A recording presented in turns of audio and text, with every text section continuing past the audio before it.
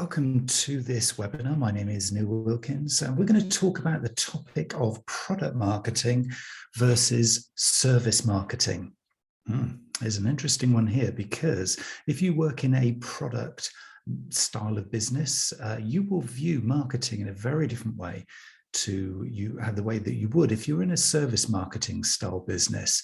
And I'm going to explore the differences between the two, what we can learn from the other side, if we were to call it that, but also, and this is, I think, where it becomes super powerful for all of us in marketing communications, where we can link the two, because that's where the real power comes. Once we get an understanding of how product and service marketing can work together, then potentially we can supercharge all of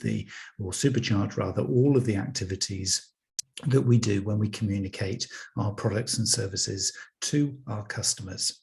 So that's really the essence of the session here today. This is part of Cambridge Marketing College's professional and personal development series in 2022. And we're exploring a number of the hot topics, if you like, in this area. So the essence of this session is going to be to understand the differences between product and service marketing, but as I said, very, very much where they also blend together. And there are two big advantages. If we take this topic really seriously, there are two big advantages available to us. The first one is that we potentially can see competitive advantage. Okay, this is a big opportunity. If we can get this stuff right, there is an advantage from a competitive commercial perspective. And also, very importantly, we can add additional value to the customer experience that hopefully we're already beginning to choreograph for our customers and other stakeholders around and about our organizational business.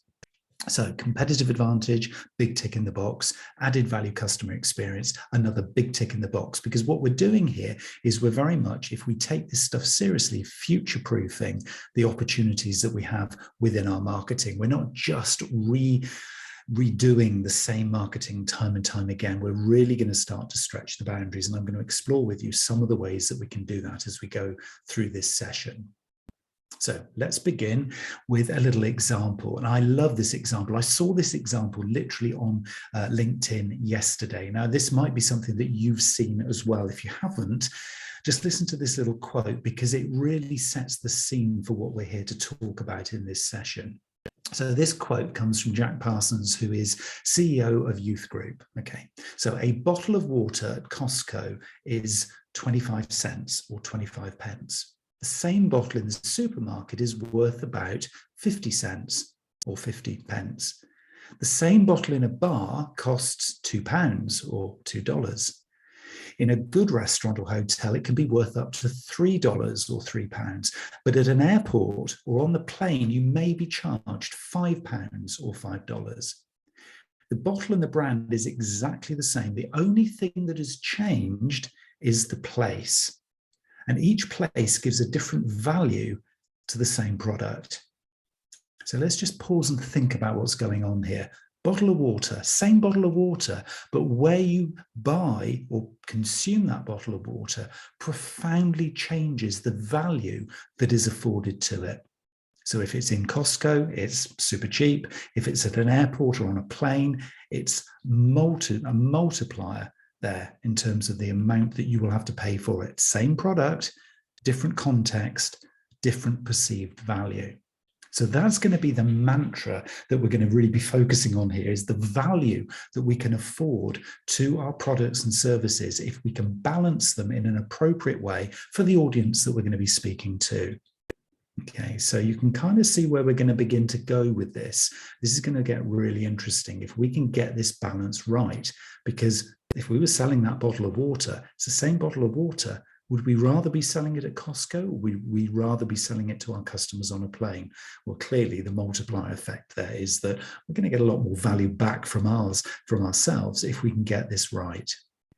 So let's begin with, as I always do in sessions like this, a bit of a definition. So this is the first of two definitions. We'll define product marketing and we'll define service marketing, because we have to be super clear the differences, but also kind of how we're kind of framing, if you like, these two concepts. Okay, so let's begin with product marketing. Definition of product marketing.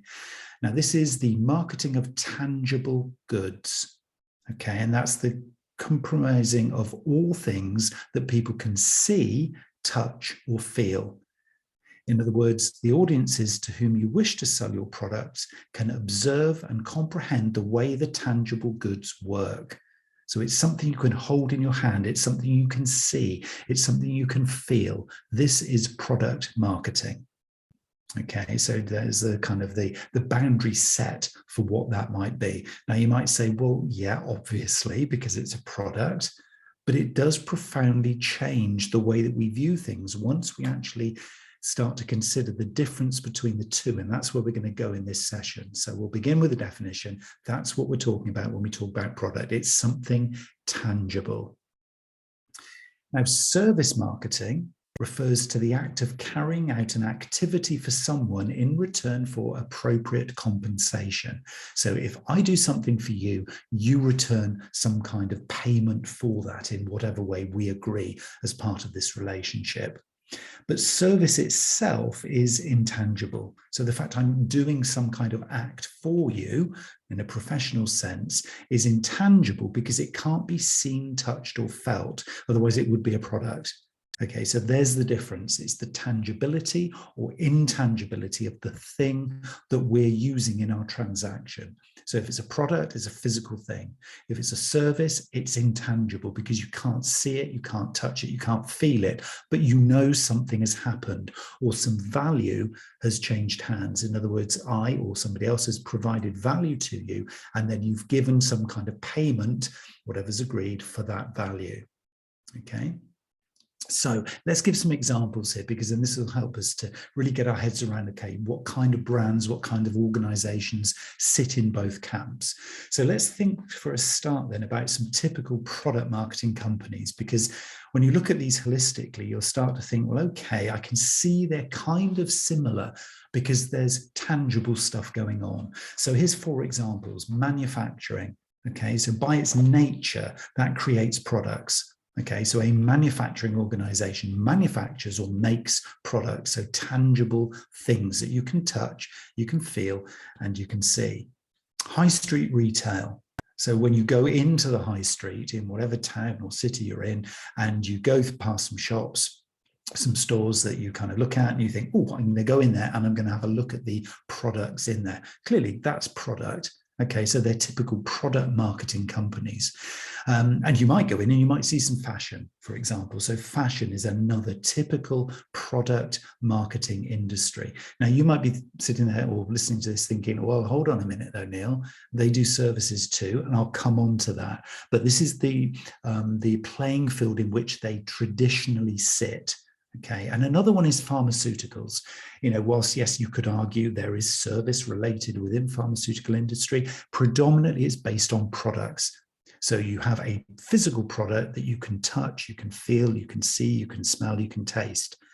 So a physical product, a tangible thing. So those would be 4 kinds of industries where those kinds of marketing styles and approaches, which we'll talk about in a minute, will be very, very obvious.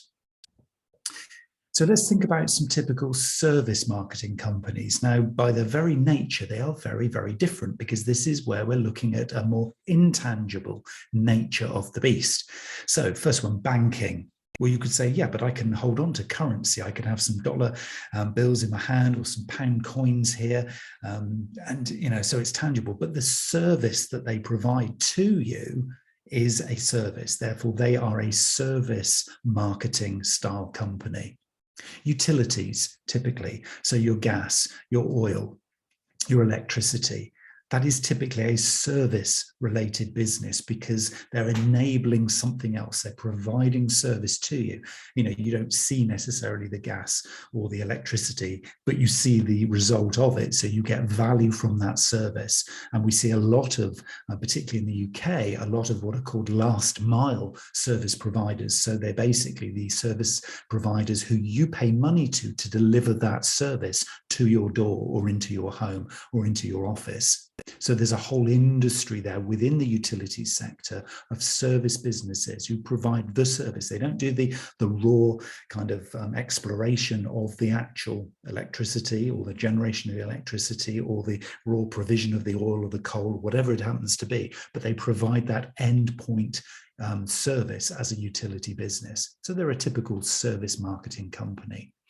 Insurance companies as well, a nice example there because it's not tangible. What are they providing? They're providing the service of peace of mind, for example, that, you know, if you pay your insurance premium to take out a policy, that they will support you if anything goes wrong. So that is service. It's not something you're tangibly going to see. You'll see the outputs and the outcomes of that service, but what the company provides is intangible. And another one as well, which is an interesting one, is actually a kind of the newish kind of industry of streaming services. So particularly music and video services. So Netflix would be a really great example of a service marketing business. So it's not a tangible thing that you can sort of pick up and feel, but it's something that gives you an experience. So you buy into the service of streaming video. So you never actually own the video. You don't own the DVD or the CD, sort of taking a little bit of a sort of journey back into the distant past there. What you're doing is you're streaming it when you need it or when you wish to consume that particular information, that video, or that piece of music. So streaming companies are typical service marketing companies. So already we're kind of establishing there's something very different going on here in the makeup of these kinds of businesses. And that is important. And I'll explain in a moment why that is really, really important, because the way they view the world will be subtly different. But as I said at the outset here, we can learn a lot. So if you're in a service marketing business, you can learn from product marketers because they view the world differently to you and vice versa. And there is crossover, and I will explain what that is in a moment. So let's just kind of do that comparison then. So basically, product marketers are focused on the process of identifying a market to promote products with the aim of generating sales. Okay, so you're going to produce products to serve a need, a physical, tangible product. So they're fulfilling the needs of the customers. Okay, a service business promotes services offered by the company around the basis of forming a really strong relationship so that that service can provide a solution to the customer's needs or problems. So it's about an ongoing engagement, whereas a product sale could be a one-time activity. Generally in service businesses, the intangible nature of service is that you're really looking to establish a longer-term relationship. Now, of course, that's not to say that a product business doesn't want a long-term relationship. Of course you do. Every business wants a long-term relationship with its customers, but it's an inherent part of service marketing, the relationship forming, the people-to-people interaction that we can learn from if we're in a product marketing business.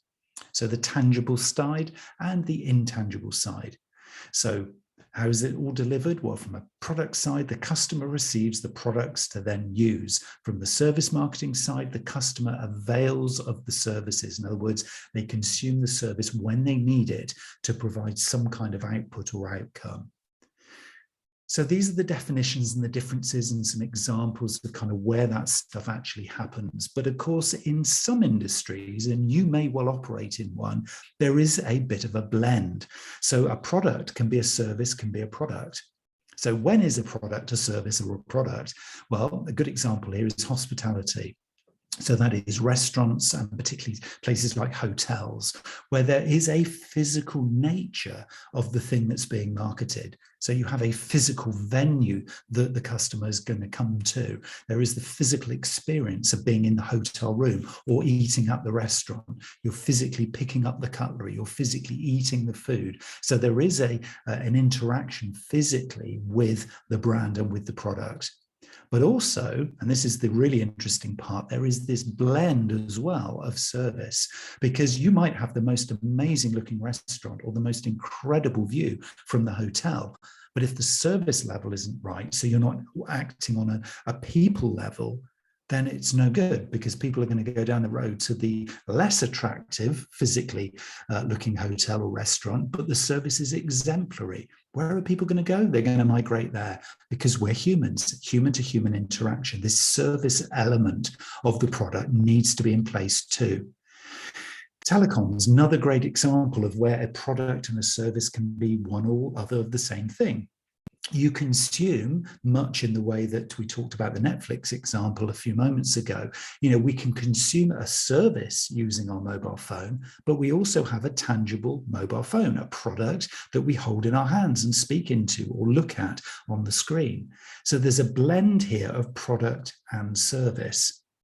And this is where it becomes really interesting, because organizations like this are typically really quite challenged in terms of differentiation, because often if we're in a product business and we provide exemplary service, then we're beating the competition, because a lot of product-centric businesses are product-centric. So they focus on the product and they almost lose the point of actually doing service. Whereas within, say, telecoms, you can't miss a trick. You have to have a top performing piece of hardware or tablet or mobile device. But you also have to have exemplary service. So you have to be very easy to deal with. So we can learn a lot from telecoms industry, for example. And the last time you switched provider, or the last time you wanted to add a bolt-on service or widget to your particular device or your particular account that you have, the ease of doing that, the service that you had, your customer journey that you went through is a really, really important part of the product. So the fact you have a market-leading or industry-leading hard piece of hardware in your hand is only as good as the service that comes through that device. So now we're starting to think about this interplay between product and service. And of course, whatever industry, whatever business, or no matter how large or small we're in, this is important stuff.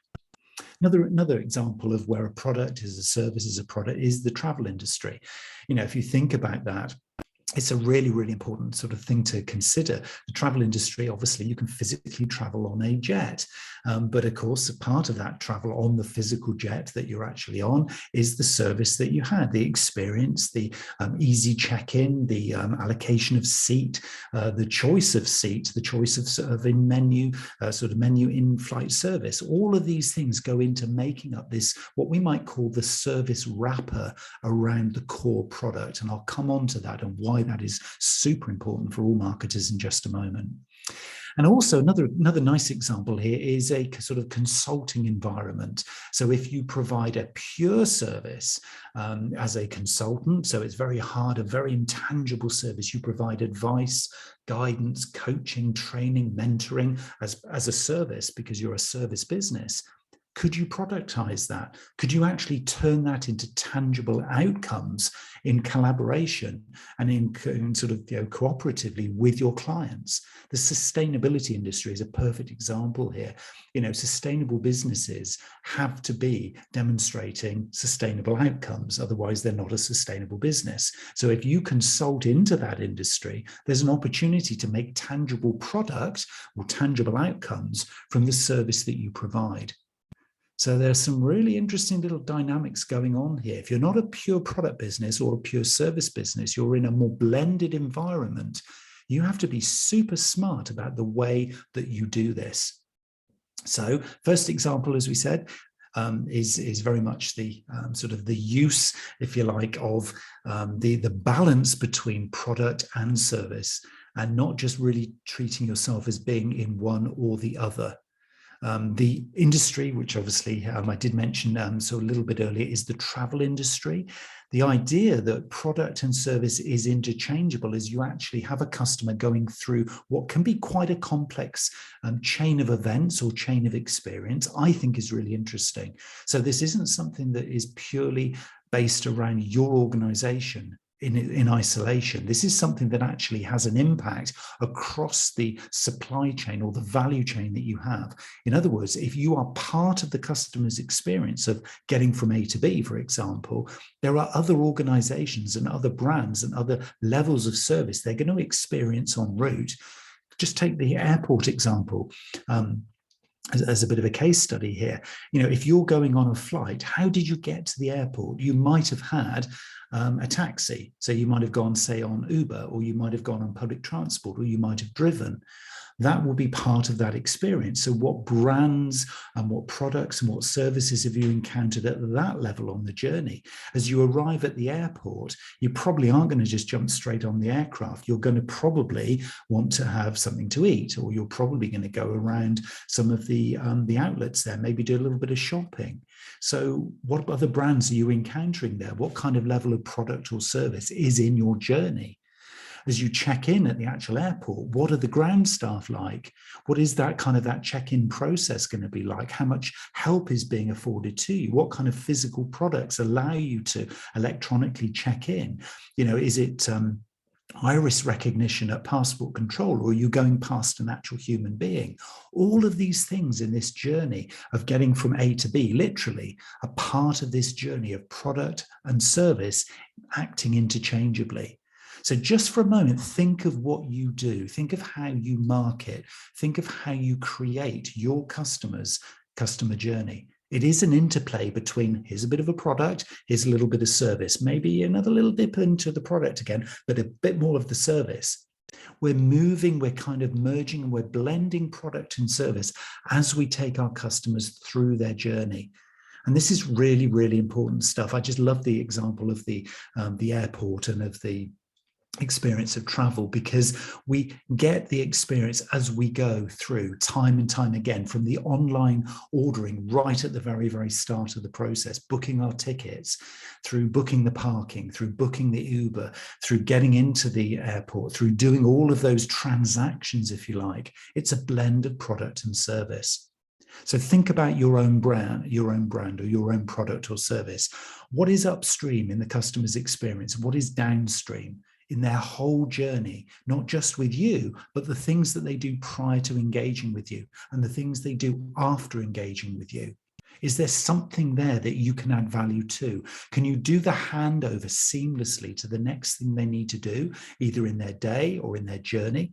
This is all part of getting a deep understanding of what value you might be able to provide to the customer as you start to really get a clear understanding of this blend of product and service. So yes, you might be in a very distinct industry that is totally focused on products or totally focused on service. But there's other stuff at play if you choose to really, really get down to a granular level of understanding from the customer's perspective. And you notice how it always comes back to the customer perspective. You know, we can do what we like and create what we like, but if the customer doesn't get it, and if they don't see value from both the product and the service, we're going to lose them anyway. So that's really interesting. And what we're talking about here, I think fundamentally, is a blend. Okay, I started at the beginning saying that there are product companies and there are service companies, and there are some that are kind of in the middle and do both. Well, where it all blends is where the fun as a marketer or as a business developer or as a business owner, entrepreneur, startup, whatever you happen to be, this is where it all starts to get really interesting. And we call this thing the augmented product. Okay, so that is something, if you've never heard of augmented product before, you can go away and Google this afterwards, but I think this is something that for all marketers and business owners and entrepreneurs, we need to get our head around. So an augmented product is a product that's been enhanced by its seller with added features or services to distinguish it from the same product offered by its competitors. So let's pause here. It's a product that's been enhanced by the seller with added features or services to distinguish it from the same product offered by its competitors. Because if you're very confident of your product, so you've spent years developing this lovely product, you sit there, you put it on this glass cabinet or on this pedestal, and you say, look at us, aren't we clever? Look what we've created. Isn't this innovative? And then 5 minutes later, somebody down the road or somebody in another country gets wind of this lovely product that you've created, and they create something very, very similar, if not identical to it. Where are you going to go with that? You've got to start again. And then another 2 or 3 years later, you create your next one. Being reactive and just focusing on product without understanding the augmented product, these added features or services, which really are the differentiators, which keep you at the front of the game. Without doing that, you're always on the back foot. So no matter what product you've got, you have to be successful in business now, as this world is moving ever faster, as competition is ever increasing. And we're not just talking local competition here, we're talking competition from every corner of the planet. We've got to really understand what added features or services will help us to distinguish our product from all of the competition, but also at the same time add additional value to what the customer actually perceives as valuable in their eyes. Now, this is what we need to get into, because this is really, really critical stuff. So let's just think about this augmented product and kind of how it kind of works in practicality, because I've just given you a definition there. And if I was to leave it at that, you'd probably be thinking, okay, I get it, but what do I do next? So let's talk about what you can do next. This is practical stuff, okay? So your product, imagine your product sat at the center of some concentric circles. So the core value of your product is the value that it brings. This is its core value, its reason for being, its purpose. So imagine the few, and it probably will only be a few things, that is the core kind of outcome that or output that somebody has from using your product or from buying your product, or even from just considering your product, particularly if you're in a commodity market. It's the core value of it. What am I going to get if I buy your product? Then around that, you've got a circle of things, and we call this the actual product. This is the features. This is the name of the product. This is the level of quality we can expect from the product. Its design, the way you package it, the actuality, the tangibility of the thing that it is. Okay, so it's not so much what it brings, that's the core value at the middle. This is actually what it does. Okay, they're almost like the how it does it. Core value is at the center, a wrapper around that is the actual product, the way that it does it. So the color of it, the feel of it, the taste or the smell of it, the way it looks, the way it operates, to give that core value at the center of what it actually does. Okay, now the fun bit starts. I can replicate that. If you've got a product in there, with the right kind of innovation, the right technical skills, I can innovate. I can do what you do. I can duplicate that. That's easy to do in the broadest sense of thinking. The trick here is the augmented product. And this is the circle that sits outside of your product and wraps around it. I call it the service wrapper.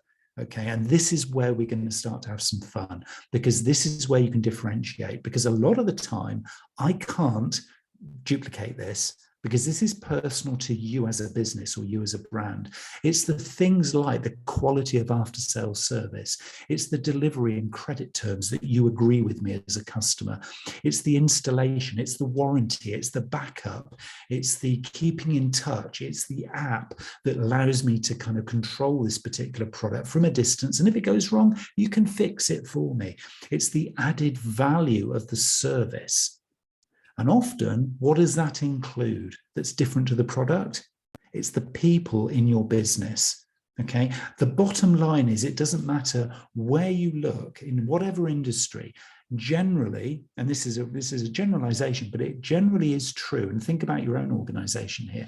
Generally, the most value of the service that you add is based around the people in your organization. It's the relationships they have with the top customers. It's the way they deal with that sales inquiry. It's the way they follow up on that service call, because, to most businesses, that would have been a real pain. It was too far. It cost us money.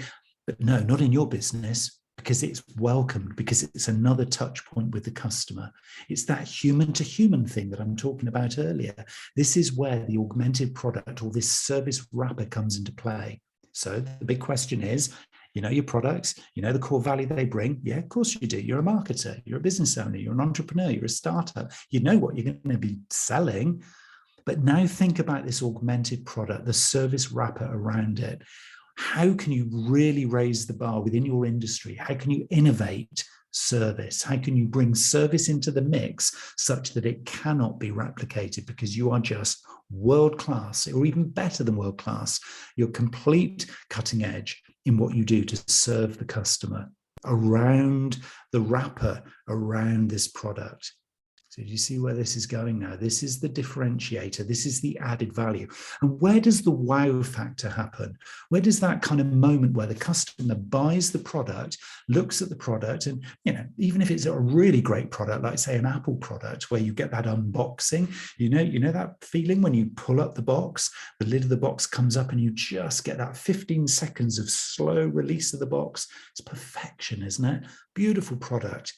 But that can be done elsewhere now. Others have emulated that. It's already happening in other industries. So that moment is kind of gone for Apple now. It was brilliant. They were the instigators of the perfect packaging, but others are doing it. So what do Apple do now? They have to innovate in the service offering that wraps around that core product.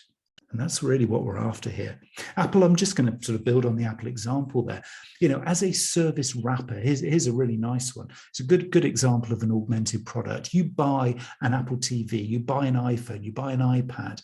They are currently augmenting that with Apple TV subscription for a year. So you can test drive at the Apple TV service. It's a service, remember. This is a service wrapper. It's not a product. You've bought the tangible physical product, but they've wrapped into that, or wrapped around the outside, however you want to sort of visualize that, but they've wrapped around that a subscription for free as part of the product bundle, if you like, for a year, so you can kind of test drive it. And guess what?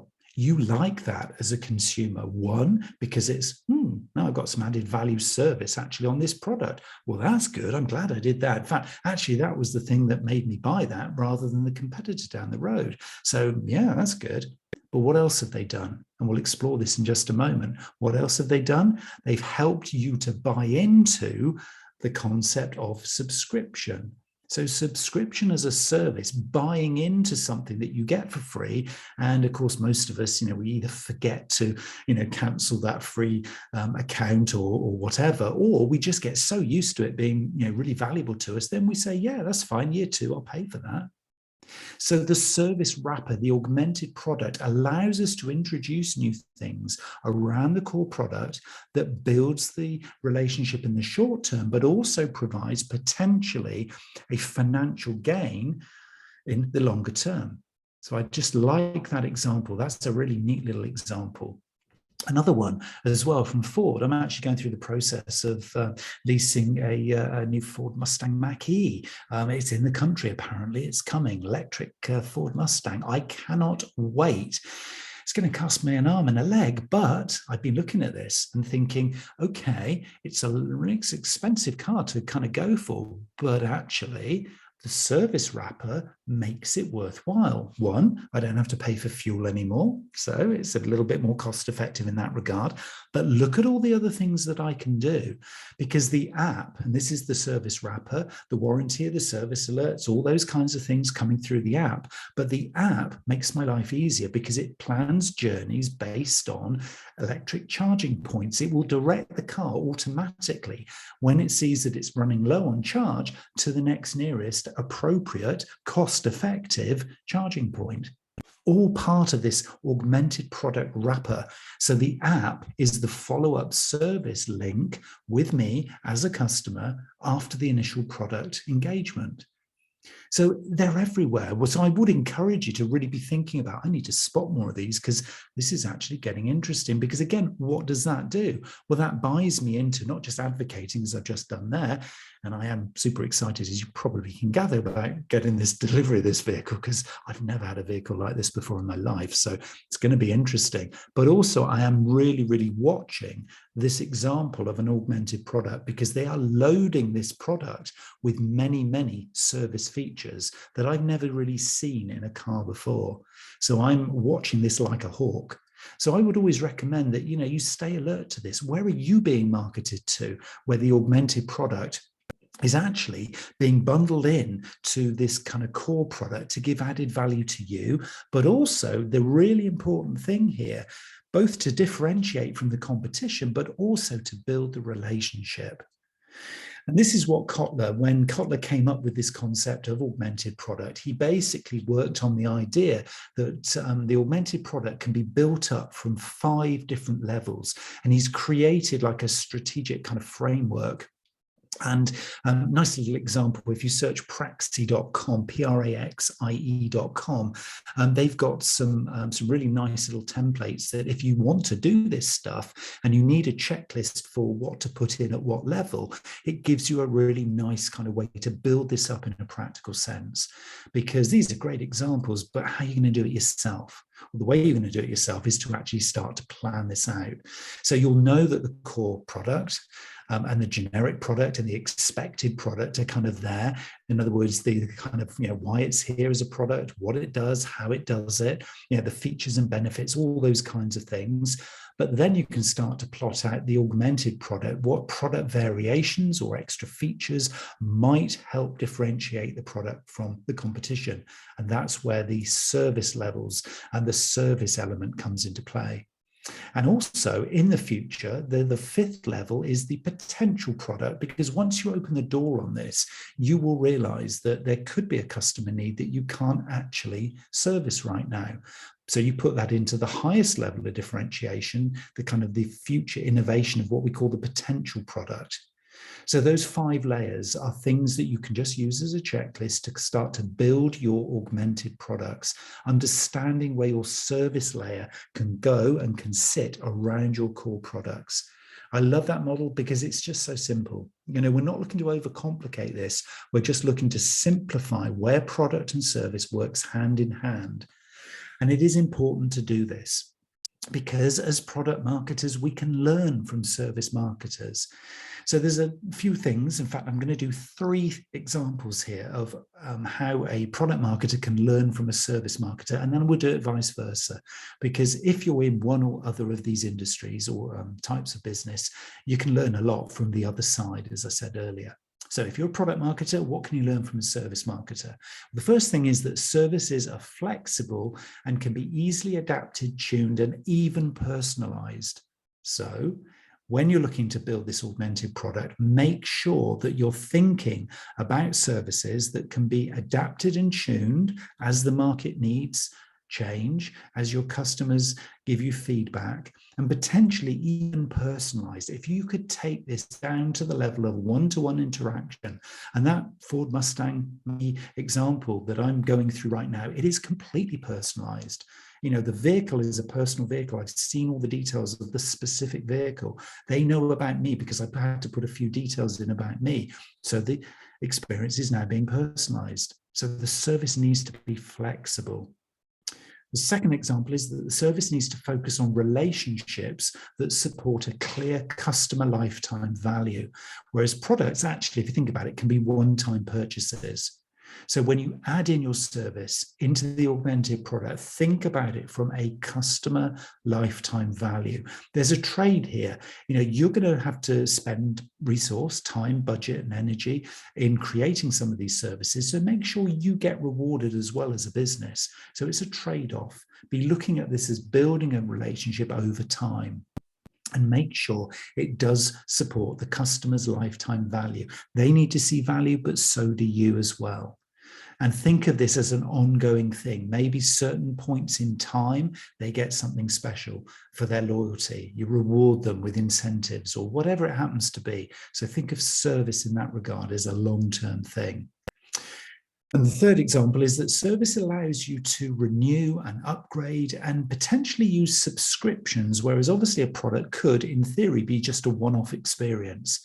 I love the subscription model. That's an interesting one because it plays right into the hands of something that we're calling at the moment circular business or circular economy, where maybe the products that you used to try to sell to your customers, you could actually offer them up now as part of a subscription service. So they buy into you as a brand, but they don't actually ever own the product. I mean, very much with me in the car. I'm never going to own that car. I'm going to lease that car. So at the end of it, it goes back to Ford to be repurposed, to be refurbished, to be sold off again. And that's an interesting model because most products could be provided or served on a subscription basis. And what does that do for you as a brand? Well, it keeps the relationship because they're going to return it to you at the end of the relationship, giving you a chance to do a renewal or an upgrade or something new.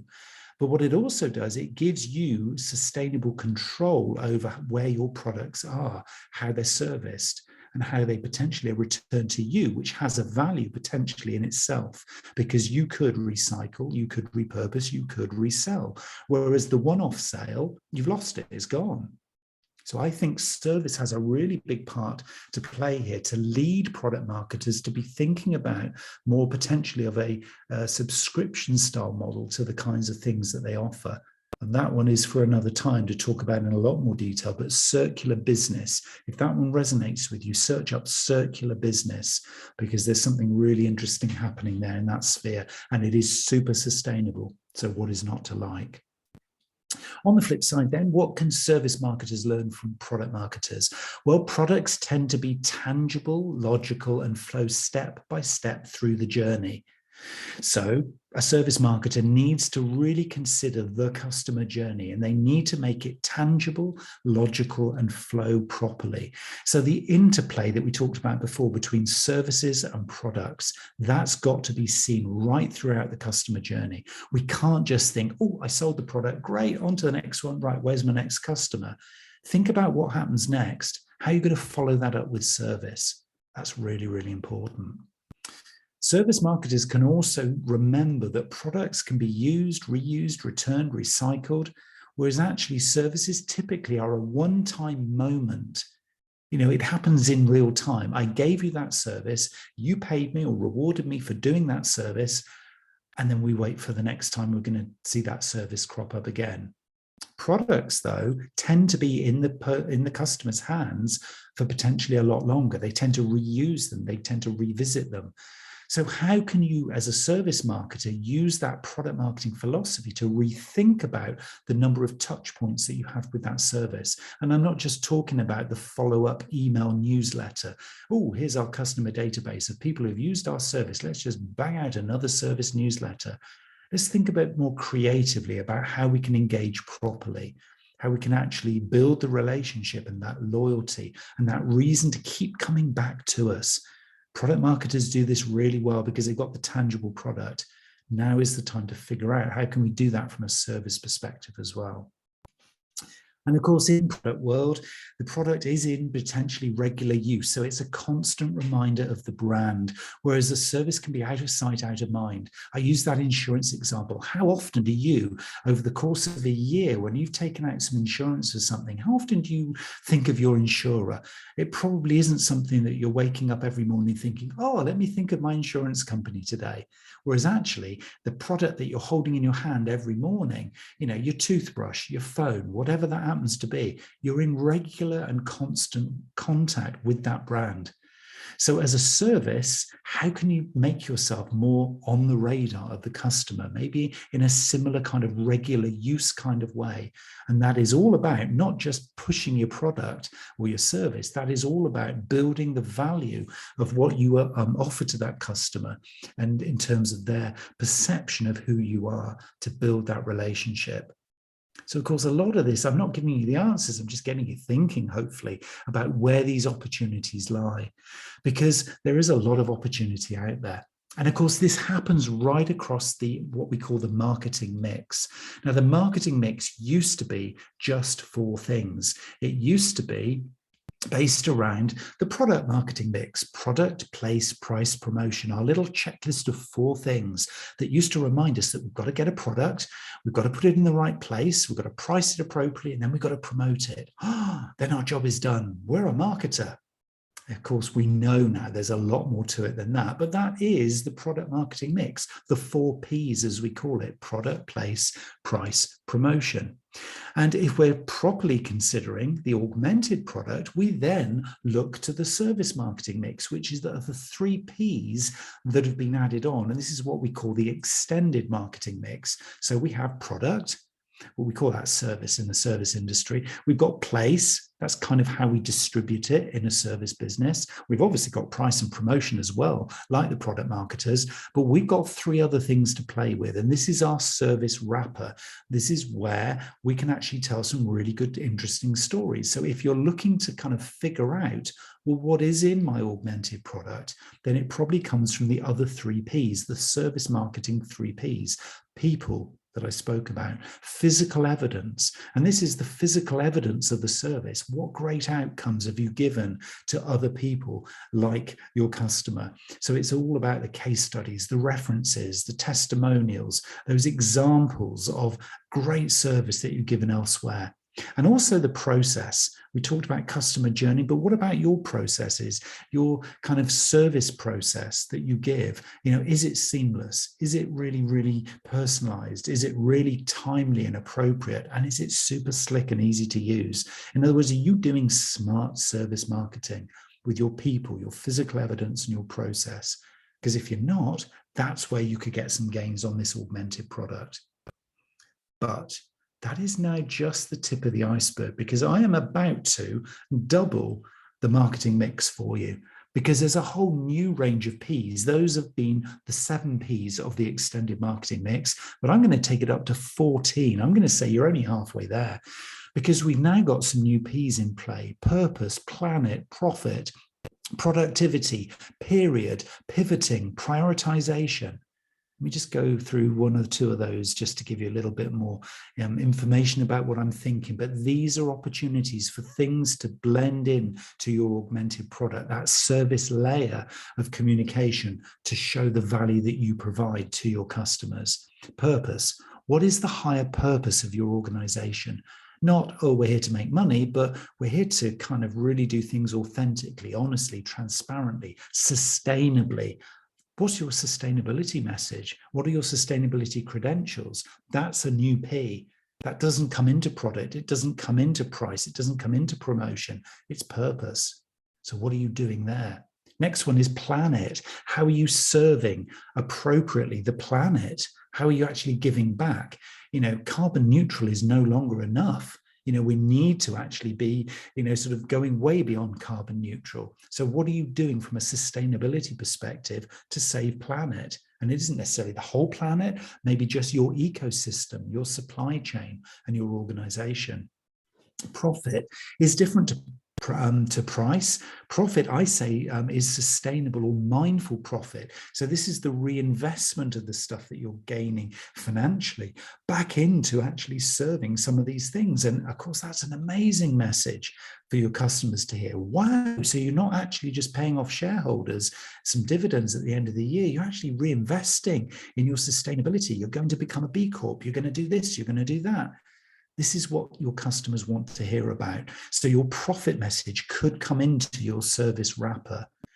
Productivity. Everybody is looking at how productive you are as an organization.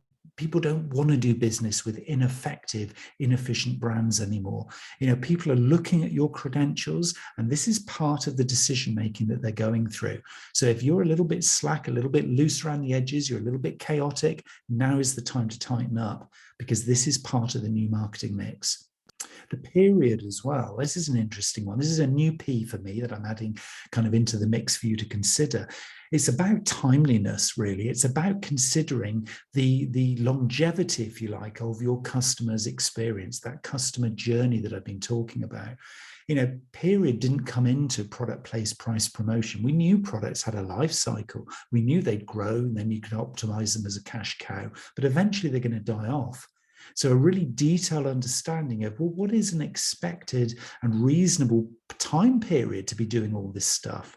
And actually, from the customer's perspective, what is an appropriate period of time to be providing this kind of service or this kind of product?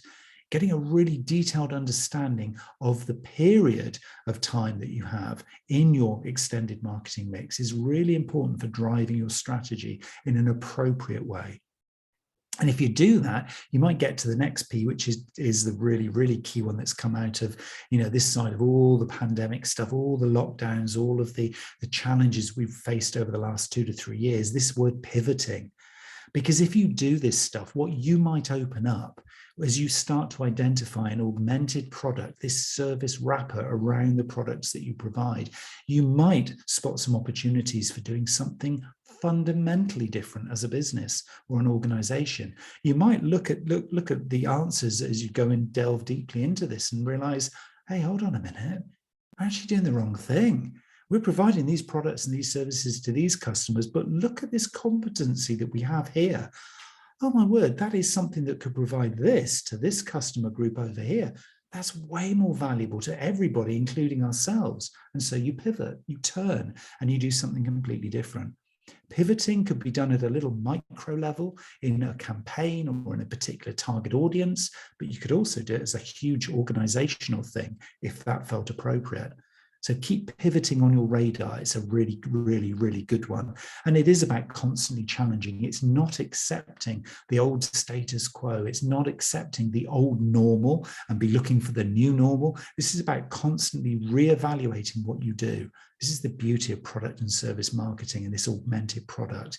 It challenges everything you do and allows you to do the final, the 14th P in the new 14P marketing mix, which is prioritization. There's a lot of stuff I've covered here, and you can't do it all. So knowing that P for prioritization is important here is going to be your friend. And I would always run everything that you come up with through the very, very simple filter of must, should, could. Okay, things that you must do, that's in the must pot. Things that you should do with a fair wind and a bit of resource, you should do them. And the things that you could do, those nice to haves, but let's be fair, they're never really going to happen, are they? And then focus on the musts. And through all of those musts, you put them through the second level of filter, which is now, soon, later.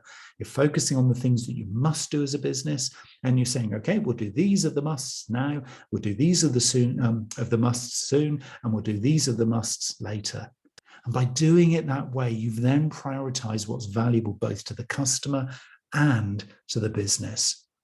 So the marketing mix has changed. As a result of a deep dive into product and service marketing, we're starting to position ourselves for the future.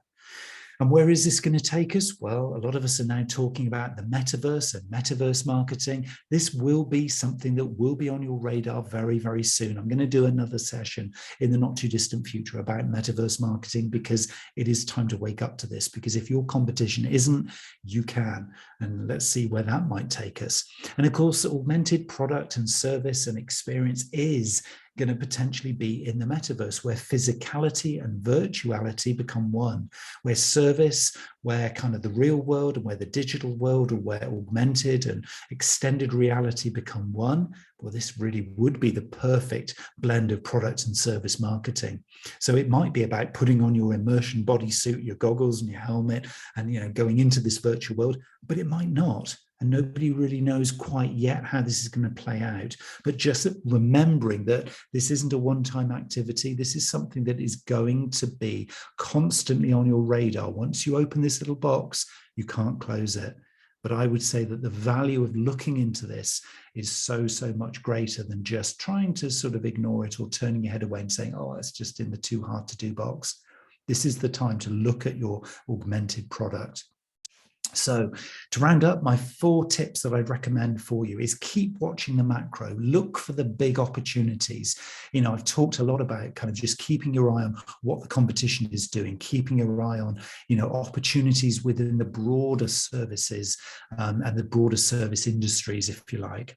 Understand the best practice from outside of your industry. Marketers who only focus on their own industry, they become blinkered. I see so many job recruitment ads that say, oh, must have industry experience. And I say, well, why would you do that? Surely you want somebody with fresh new ideas who's looked at best practice from way, way beyond your industry. You can train the industry experience. What you can't train is innovation. You can't train thirst and hunger for new opportunities. So that is where you're going to get the best advantage. So understanding best practice from elsewhere is your key to really getting your head around this.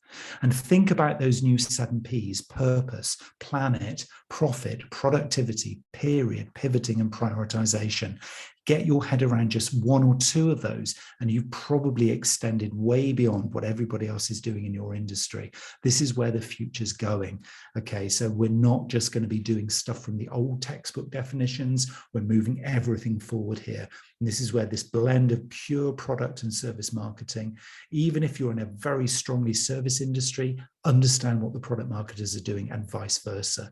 And do keep your eyes and ears focused on the metaverse marketing. Search it up, see what you can find out, because if you can almost have one eye on today, but one eye on tomorrow, this is how you're going to be successful as a marketer or as a business owner or as an entrepreneur. So if you're starting out and you're in a startup or a very, very young fledgling organization, maybe you're at Series B funding or whatever you are, if you've got your eye on the future, you're future-proofing yourself as a business.